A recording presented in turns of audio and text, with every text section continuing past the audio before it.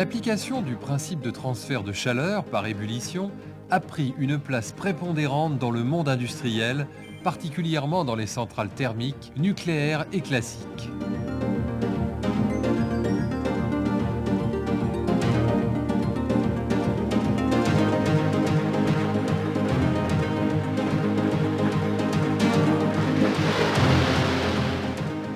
Excellent moyen de transférer la chaleur, l'ébullition, système diphasique liquide-vapeur, est un véhicule thermique efficace, le plus fréquemment appliqué dans les fonctions de refroidissement.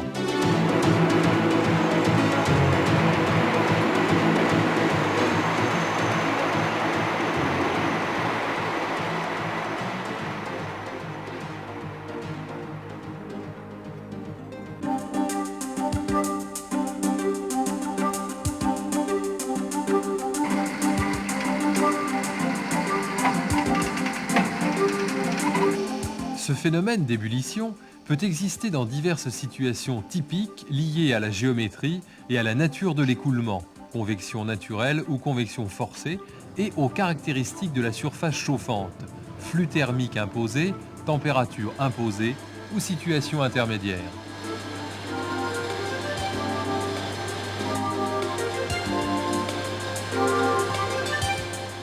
Dans de nombreuses applications, il est nécessaire de maîtriser ces processus d'échange thermique car sans contrôle approprié, l'ébullition peut conduire à des situations dangereuses. Il est donc devenu primordial de simuler le comportement thermodynamique global des installations et d'appréhender les phénomènes locaux dans les zones exposées.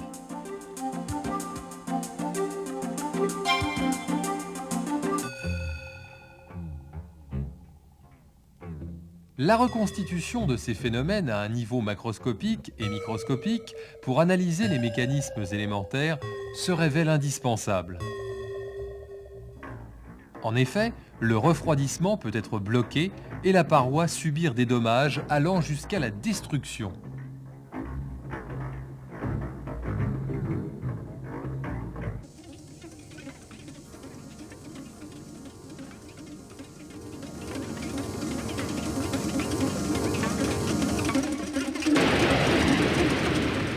Au niveau macroscopique, les mécanismes de l'ébullition stagnante sont décrits par la courbe de Nukiyama qui montre l'évolution du flux thermique échangé en fonction de la différence de température paroi-fluide.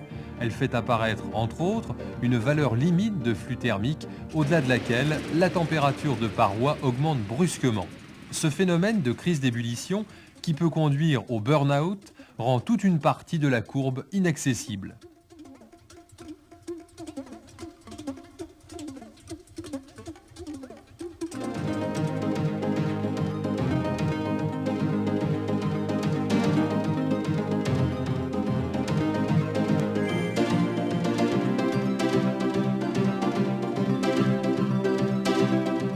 Des études révèlent que les caractéristiques de l'ébullition dépendent du système où les états de surface, et plus particulièrement les rugosités, jouent un rôle fondamental.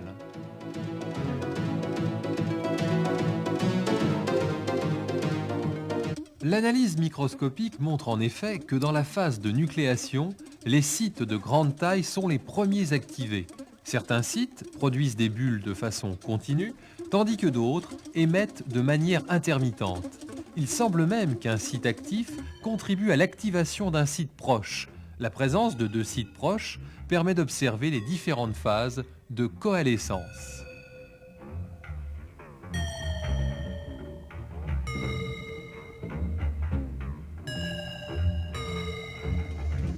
La nucléation met en jeu deux mécanismes prépondérants. La conduction liquide autour de la bulle et l'évaporation de la microcouche liquide au niveau de la paroi.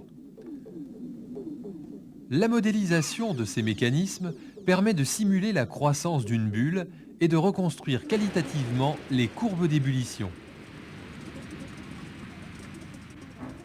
Cependant, les phénomènes réels sont beaucoup plus complexes. Le mécanisme de crise d'ébullition est en particulier lié à celui de coalescence des bulles.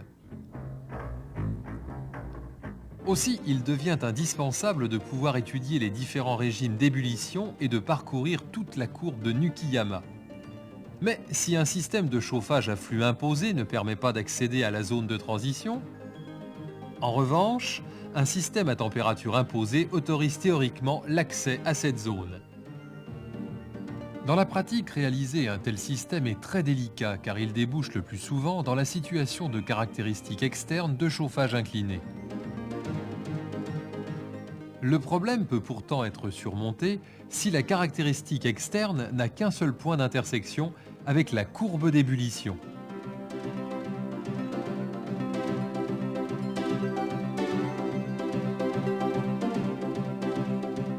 Pour remplir cette condition en chauffage électrique, un contrôle du flux par asservissement de la température de la paroi a été réalisé.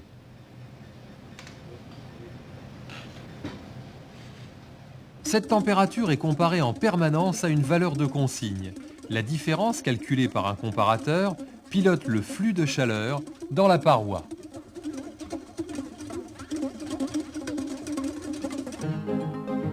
Ainsi, la courbe de Nukiyama peut-elle être aujourd'hui totalement décrite en laboratoire.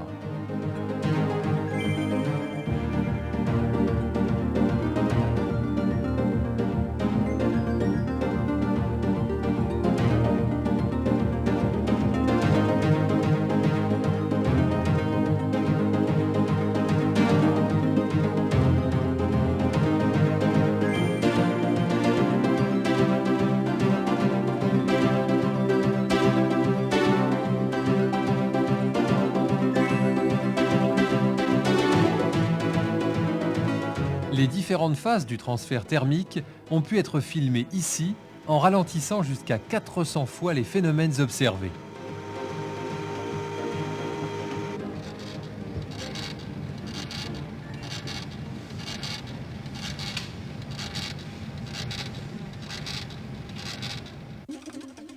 Nous assistons tout d'abord au départ de l'ébullition nucléée.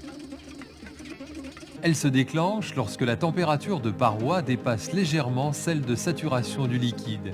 Les bulles formées sont indépendantes les unes des autres. Ce régime d'ébullition se développe à température de paroi croissante et est qualifié de discret. Le transfert thermique est très efficace. Il est dû en partie à la microconvection du liquide qui croît avec la densité de bulles. Le flux évacué par chaleur latente augmente. L'augmentation du flux entraîne celle de densité surfacique de bulles. L'interaction entre sites conduit alors à une coalescence des bulles sur la paroi et au sein du liquide dont la température moyenne augmente.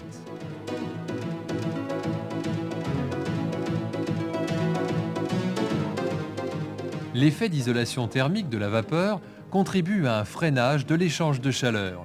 Le flux atteint vite une valeur critique au-delà de laquelle, à température de paroi croissante, le coefficient d'échange chute. Grâce à la régulation, il est possible d'observer la zone de transition. Ce régime est caractérisé par la présence conjuguée d'ébullitions nucléées et d'ébullitions en film. Ce mécanisme n'étant stationnaire ni dans l'espace ni dans le temps, il provoque une alternance de bulles et de films fragmentés.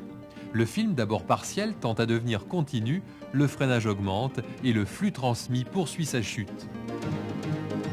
Pourtant, la courbe a tendance à s'infléchir et finit par atteindre une valeur minimum en deçà de laquelle le flux peut de nouveau croître. Le film est alors totalement développé. L'interface liquide-vapeur est le siège d'une instabilité hydrodynamique qui donne lieu à la formation d'ondes. Elle explique cette formation de grosses bulles qui modifient totalement le transfert de chaleur par rapport à l'ébullition nucléée.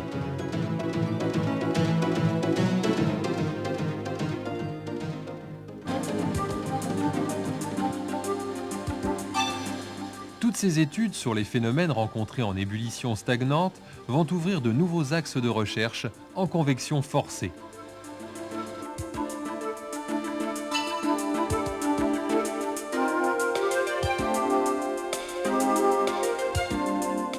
L'ébullition se traduit en convection forcée par une évolution des propriétés thermohydrauliques de l'écoulement diphasique le long du canal. On retrouve alors des mécanismes semblables à ceux observés en ébullition stagnante.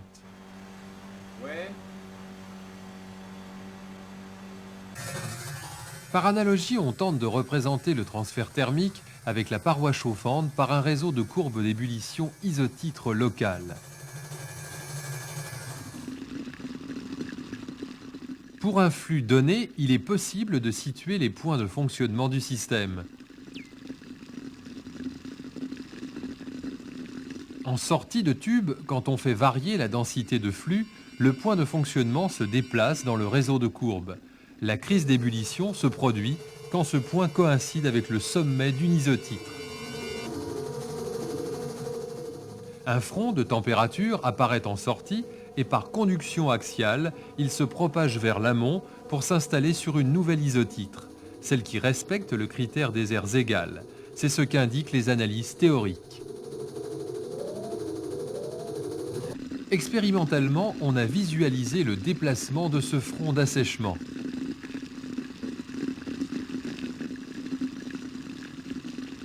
Cependant, l'ébullition en convection forcée pose encore bien d'autres questions. L'une d'entre elles concerne la prise en compte du taux de vide au même titre que celle du débit, de la pression, de l'état de surface. EDF aborde aujourd'hui de nouvelles recherches dans ce domaine qui ont pour but d'établir des cartographies du taux de vide. Toutes ces études devraient permettre un jour à l'industrie d'évoluer en toute sécurité dans des zones de fort rendement de transfert de chaleur par ébullition sans craindre la crise d'ébullition et le fameux burn-out. Bon, les circuits se mettent en conformité, c'est parfait.